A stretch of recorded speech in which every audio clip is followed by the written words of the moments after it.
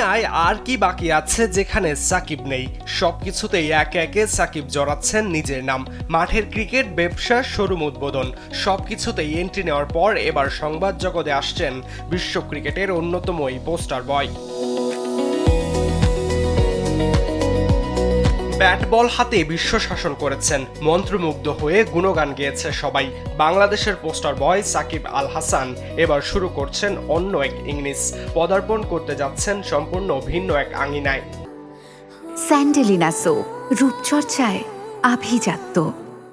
যেখানে নেই run, wicket কিংবা স্কোরবোর্ডের চিরচেনা হিসেব নিকেশ, থাকবে শুধু খবর, বস্তুনিষ্ঠ বিশ্লেষণ আর কন্টেন্টের এক অন্য দুনিয়া। নিজস্ব এক ডিজিটাল সংবাদ মাধ্যম নিয়ে আসছেন এই অলরাউন্ডার, যার নাম হবে বিয়ন্ড বাংলা। 22 গজের ক্রিকেটে নিজেকে এক অনন্য উচ্চতায় প্রতিষ্ঠিত করেছেন সাকিব। তবে তার এই সুবিশাল পথচলা কখনোই কেবল ক্রিকেট মাঠের গণ্ডিতেই আবদ্ধ থাকেনি। মাঠের বাইরের জগতেও সাকিবের আনাগোনা ছিল সর্বত্রই। সময়ের পালাবদলের সঙ্গে সঙ্গে নিজেকে নিত্য নতুন পরিচয়ে মেলে ধরেছেন তিনি, কখনো ব্যবসায়ী তো কখনো রাজনীতিবিদ। সেই ধারাবাহিকতায় এবার সংবাদ মাধ্যম খুলছেন এই অলরাউন্ডার। যেখানে কেবল দেশীয় গণ্ডি নয়, বরং বৈশ্বিক প্রেক্ষাপটের বিচিত্র সব খবর, সমসাময়িক ঘটনা ও ট্রেন্ড তুলে ধরার সুদূর প্রসারী এক পরিকল্পনা হচ্ছে।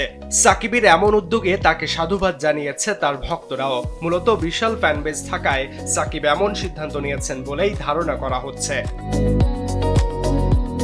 সরাজয়ন, কালবেলা।